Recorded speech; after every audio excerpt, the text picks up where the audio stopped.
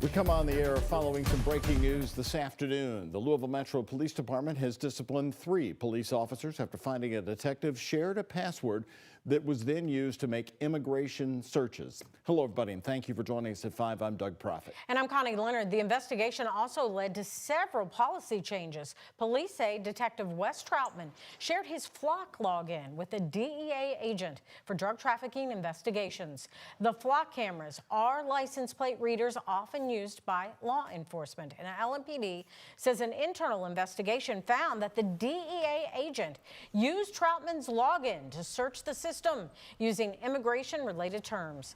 The department stresses no LMPD officers took part in immigration investigations or enforcement.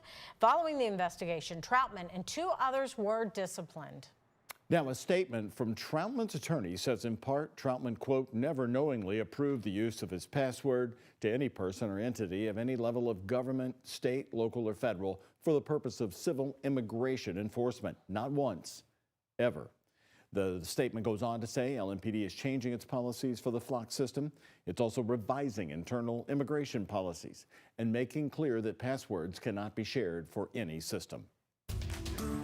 That was my workplace for a long time, and it's quite literally gone. Now to the scene in Jeffersonville, a state of grief looming around Riverside Drive here in southern Indiana. From our Sky 11 drone today, you can see what's left of the charred building down below, left behind on the riverfront after the large fire engulfed the beloved Cluckers chicken restaurant. Customers, employees of Cluckers say it feels like their second home burned down. Yeah, it happened very early this morning. WHAS11's Jose Alonso and photojournalist Jessica Farley have the story. Riverside Drive residents woke up to flames illuminating the waterfront in Jeffersonville, Indiana. Firefighters spent about 3 hours battling the fire, consuming longtime restaurant Cluckers. It's definitely more than just a chicken restaurant, to say the least. Bartender Lily Tyree taking in the charred scene as crews begin to clean up. This place is very important to all of us. Overnight into Tuesday morning, the damage is clear along the riverbank. The water used to tame the flames frozen. All the moments held inside this building are now memories. I'm glad that we were able to still have our annual Christmas party before this happened, so that would be my last memory here. The aftermath leaves a noticeable gap on the Jeffersonville waterfront as questions about the future linger. I think everyone's kind of concerned about pay. There's a lot of moms that work here, single moms, who they relied on this place a lot for feeding the mouths they need to feed and keeping the lights on. Tyree says they have a tight-knit community within the restaurant, and the folks at the nearby bar, Slammers, agree. A gentleman that comes in here, his son is part owner. As soon as I heard about the news, it just devastated me for those people. And right now we're doing a collection. I'd maybe love to try to do a benefit and try to help out more. Jeffersonville Fire does not believe this was intentional, but says the windy weather made it difficult to fight. Nobody was hurt, and the fire didn't spread to any of the nearby structures. So that's very important to us, especially with the lead that the fire had on us. As ashes wash away, cleanup continues, and the future of this location remains uncertain. In Jeffersonville, Jose Alonso, WHAS 11 on your side.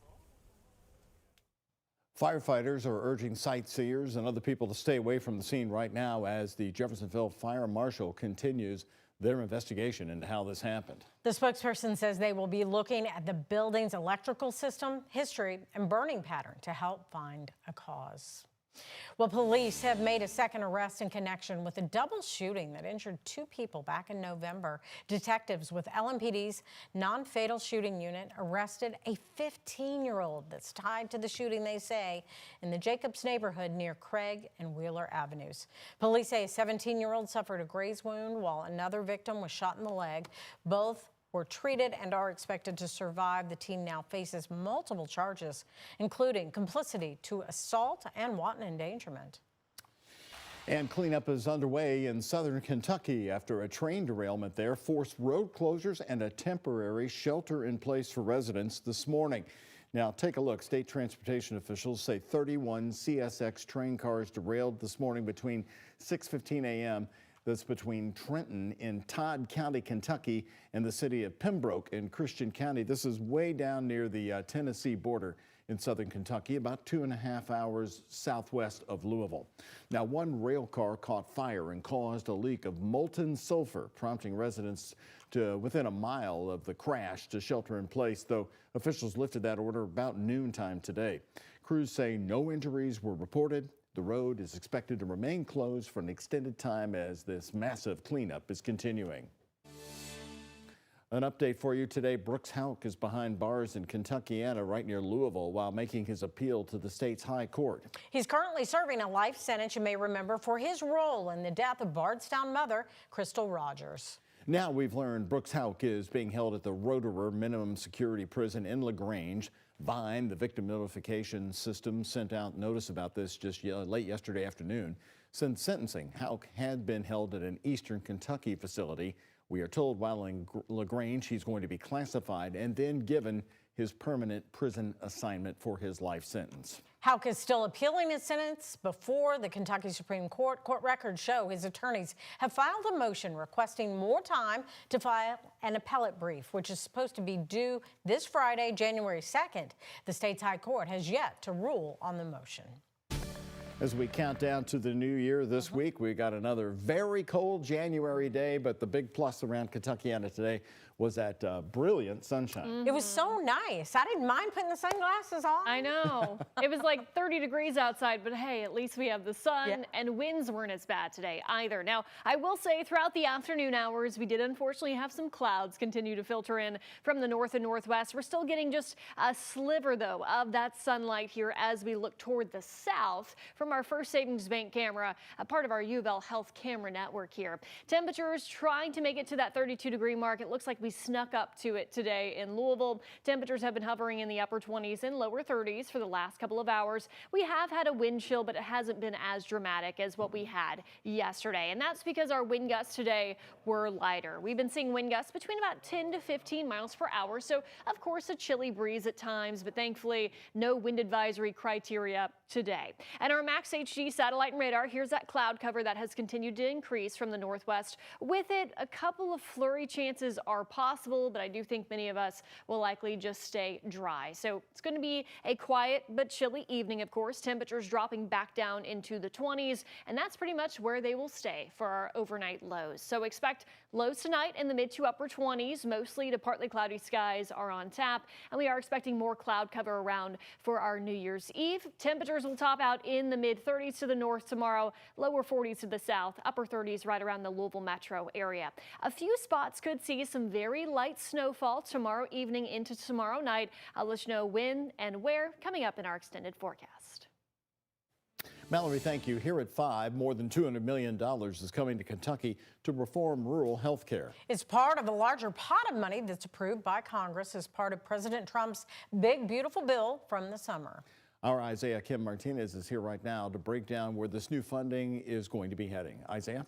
Well, Doug, Connie, 109 of Kentucky's 120 counties are considered by the state to be at least partially rural. So hospital systems in those areas could be eligible to get an extra financial boost. Remember, this all comes on the heels of Congress's cutbacks to the Medicaid program, which lawmakers in both parties feared could threaten rural hospitals.